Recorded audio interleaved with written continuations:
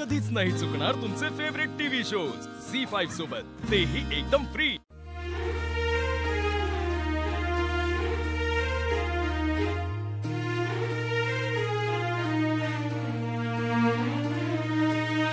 आवरलं?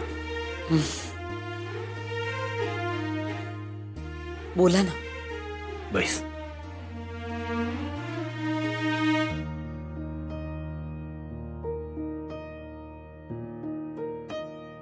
चारू, ज्या दिवशी तू तुझ्या बाबांना बघायला घरातून निघाली होतीस तेव्हा मी बेंगलोरला होतो, आठवतंय ना? मला बेंगलोरला फोन आला, तुझ्या ऍक्सिडेंट बद्दल कळलं। मी ताबडतोब कोल्हापूरला परत आलो। जिथे ऍक्सिडेंट झाला होता तिथे गेलो। पोलिसांनी गावकऱ्यांना हाताशी धरून दिवस रात्र सगळ्यांना शोधायचा प्रयत्न केला। आम्हाला तू सापडली नाहीस आणि मग केव्हा तरी एकदा तुझ्याशी मिळती जुळती एक डेड बॉडी मिळाली। आम्हाला वाटलं तूच आहेस म्हणून आम्ही, आता लक्षात येतंय ती तू नव्हतीस। चारू, ज्या बाईंनी तुला वाचवलं, तुला सांभाळलं, तुझ्यावर उपचार केले, त्या बाईंचं आयुष्यभर ऋणी राहीन मी, आयुष्यभर। पण भुवनेश्वरीचं काय? सांगतो। ती डेड बॉडी मिळाल्यावर मन मानत नव्हतं, पण मान्य करावं लागलं की तू आता नाहीयेस। चारू, ते दुःख पचवणं खूप कठीण होतं। शक्य नव्हती ही कल्पना सहन करणं की तू नाहीयेस। मला जीव द्यायची इच्छा झाली होती चारू, पण आपल्या अधिपतीकडे बघून स्वतःला सावरलं। त्याचा एक प्रश्न माझ्या काळजाचं पाणी पाणी करायचा। आई कुठे आहे असं विचारत असेल नाही? हो, एकच प्रश्न तो धाय मोकलून रडत विचारत होता, सारखा सारखा, माझी आई कुठे आहे? त्यानं धोसरा काढला होता तुझा। आईशिवाय दुसरं काही सुचत नव्हतं त्याला। आजारी पडला होता, तापानं फणफणला होता। त्या तापात सुद्धा तो हेच विचारत होता, माझी आई कुठे आहे, माझी आई कुठे आहे? या सगळ्यात माझी अवस्था खूप वाईट झाली होती। मला तुझी पोकळी सतत जाणवत होती, पण अधिपतीला जो त्रास होत होता ना, तोही सहन होत नव्हता। खूप वाईट वाटत होतं मला।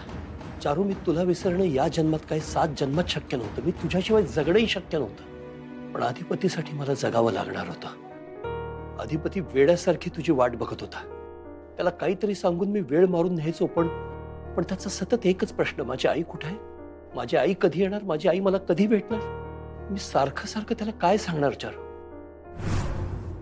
मला कळत नव्हतं मी त्याला काय सांगू। शेवटी कधीतरी त्याला सांगितलं की तुझी आई आता देवाघरी गेली। चारू, त्यावर आपल्या अधिपतीनं स्वतःची छोटीशी बॅग भरली, माझ्याकडे आला आणि मला म्हणाला, बाबा मला पण देवाघरी घेऊन जा, मला माझ्या आईकडे सोड। कुठं चाललंयस बाळा? माझी आई देवाघरी गेली ना, तर मला पण देवाघरी जायचंय। आणि मला भीती वाटत होती की हा मुलगा या दुःखातून सावरतोय की नाही। त्याचा विश्वास बसत नव्हता ग, की त्याची आई या जगात नाही आहे, ती त्याला परत कधीच दिसणार नाही। मी फक्त वेळ मारून देत होतो। त्यानं तुझी आठवण काढली की मी दुसरंच काहीतरी बोलायचो, त्याला तुझ्या आठवणीपासून लांब न्यायचो, पण त्याचा काही उपयोग होत नव्हता। त्याचं सगळं जग तू होतीस चारू, आणि माझी इकडे तारेवरची कसरत सुरू होती। मी माझं दुःख सांभाळू की आपल्या पोराला सांभाळू? आणि मी प्रत्येक क्षणी स्वतःला दोष देत होतो। मला काय दुर्बुद्धी झाली आणि मी बेंगलोरला गेलो? मी का तुला बसनी जाऊ दिलं? कार वापरत नव्हतीस कधीच। मी तुला वेळोवेळी समजावून सांगायचो, बसनी जाऊ नकोस, तू माझं कधीच ऐकलं नाहीस। पण त्या दिवशी चारू, मी हट्ट करायला हवा होता, तुला बस न जाण्यापासून थांबवायला हवं होतं।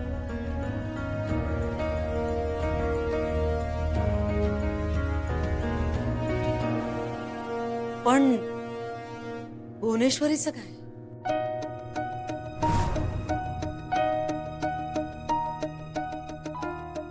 सांगतो ना, सगळं सांगतो चारू।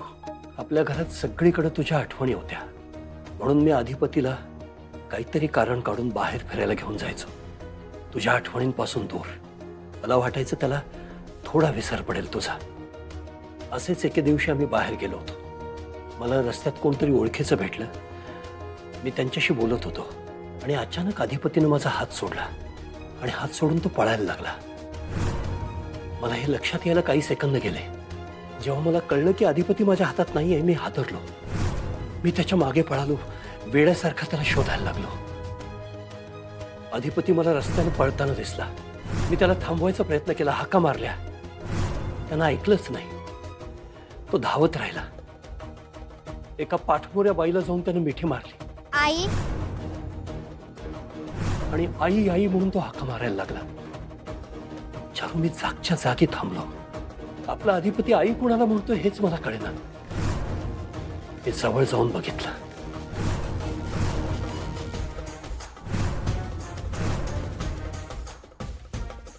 अगदी साध्या कपड्यातली गरीब बाई वाटत होती ती.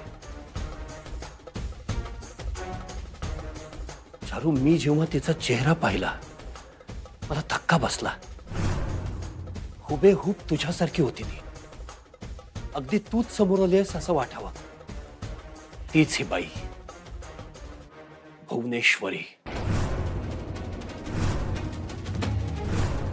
आता आलं लक्षात सगळेजण मला भुवनेश्वरी का म्हणत होते ते. पण चारू, तुझी आणि तिची तुलना नाही होऊ शकत. जमीन आसमानाचा फरक आहे तुम्हा दोघीत. ही अशिक्षित, अडाणी, गावंढळ, उर्मट बाई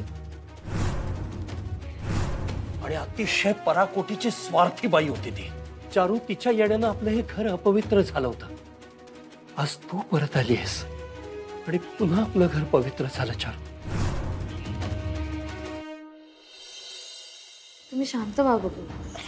असं का म्हणताय? असं काही होणार नाही. असं काय नाही होणार. काय आता कोण विचार करणार माझ्या भोळीचा? समजाना जे पाहिजे ते मिळालं, पण माझी लेक मात्र घराबाहेर आहे.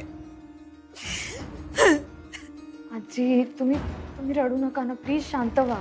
माझ्या भुवीनं या घरासाठी, या अधिपतीसाठी लय कष्ट येचलेत ग.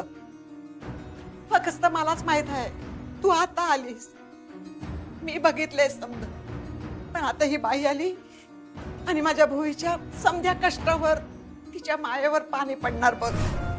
कशी असेल ग माझी भुवी? कशी असेल? कुठं असेल? सुखरूप असेल ना? हो आजी. अहो, मॅडमचं पत्र नव्हतं का आलं? ते जिथे आहेत तिथे सुखरूप आहेत. आणि हे बघा, सगळ्यात महत्वाची गोष्ट, मी आणि अधिपती मॅडम जिथे असतील तिकडून त्यांना घरी घेऊन येणार. तुम्ही प्लीज काळजी करू नका. आणि त्यांना कोणी शोधणार नाही आता असा प्लीज समज करून घेऊ नका. नाही नाही नग, मीच जाते आणि भुवीला शोधते. आता ही बाई आली आहे म्हणजे मला काही या घरात थारा नाही. मला घराबाहेर जावं लागणार. मी जाते, भुवीला शोधते आणि आम्ही दोघी एकत्र राहू. हो आजी, तुम्ही असं का बोलताय? अशी टोकाची भूमिका का घेताय तुम्ही? आणि मला सांगा, नाती अशी अचानक बदलता येतात का? हो, तुम्ही अधिपतींच्या आजी आहात आणि नेहमी राहणार आहात. बाबा पण तुम्हाला अंतर नाही देणार, मी सांगते तुम्हाला. आणि तुम्हाला सांगू का, चारुलता मॅडम सुद्धा खूप चांगल्या आहेत, समंजस आहेत. चल, काळजी करू नका. तुला काय ग माहिती? तू तर आत्ताच भेटलीस नव तिला? मी त्यांना आत्ताच भेटले, बरोबर आहे, पण एक दोन भेटीतच मला कळलं त्यांच्या वागण्या बोलण्यावरून की त्यांचा स्वभाव चांगला आहे, त्या मनाने चांगल्या आहेत. आजी, मी सांगते ना, आम्ही सगळे आहोत. कळलं? होय, कळलं.